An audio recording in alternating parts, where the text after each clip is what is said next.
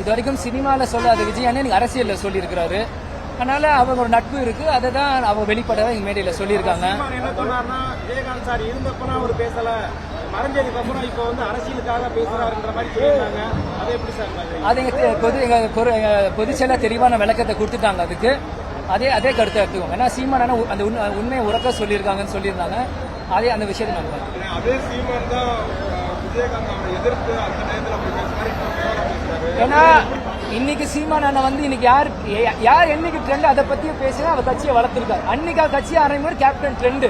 நாங்க இந்த விஷயத்த உறக்க சொன்ன சீமான சொன்ன எல்லா விஷயத்தையும் நான் உண்மை நாங்க சொல்லல. அன்றைக்கு வந்து கேப்டனை திட்டினாதான் இன்னைக்கு அவர் பெரிய ஆனார்.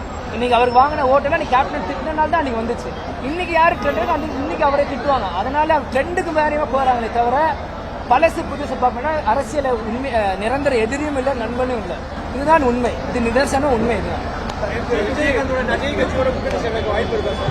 ஜனவரி 9 இந்த கேள்வி பதில் வரும்.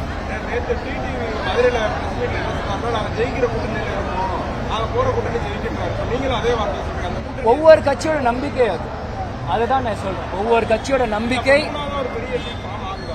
அது இப்ப சொல்ல முடியாது. தேர்தலை ஒட்டி தான் நம்ம சொல்ல முடியும். ஆகலாம், ஆகாமையும் போகலாம். அதனால தேர்தல் ஒட்டி நான் சொல்ல முடியும். விஜயகாந்த் ரசிகர்கள் அவ்வளவு முட்டாள்கள் இல்லை, முதல்ல அதை நீங்க புரிஞ்சுக்கணும். விஜயகாந்த் தொண்டர்கள் அவ்வளவு முட்டாள்கள் இல்லை, முதல்ல அதை நீங்க புரிஞ்சுக்கணும். ஏன்னா விஜயகாந்த் விசுவாசி, விஜயகாந்த் ரசிகர்கள் என்னைக்குமே தேமுதிக பின்னாடி தான் நிற்பாங்க, கேப்டன் பின்னாடி தான் நிற்பாங்க. அதுக்காக விஜய் எங்களை எதிரியா அப்படியும் இல்லை. எங்க அம்மா சொல்லி விஜய் எங்க வீட்டு பிள்ளைண்டு கோட்டு பட்டு விஜய் நான் போய் பார்த்தேன். கேப்டனோட முதல் குரு பூஜை விஜய் நானே போய் சந்திச்சேன். விஜய் ஒரு நல்ல நடிகர், எங்க எல்லாருக்குமே விஜய் எங்களை பிடிக்கும். அதுக்காக எதிரில அப்படி இல்லை. ஆனா அவர் என்ன கணக்குல போற எங்களுக்கு தெரியும். ஆனா கேப்டனோட ரசிகர்களும் தேமுதிக தொண்டர்களும் தேமுதிக கூட தான் பக்கபலமா நிற்பாங்க. அவர் எந்த கட்சிக்கும் போவாங்க.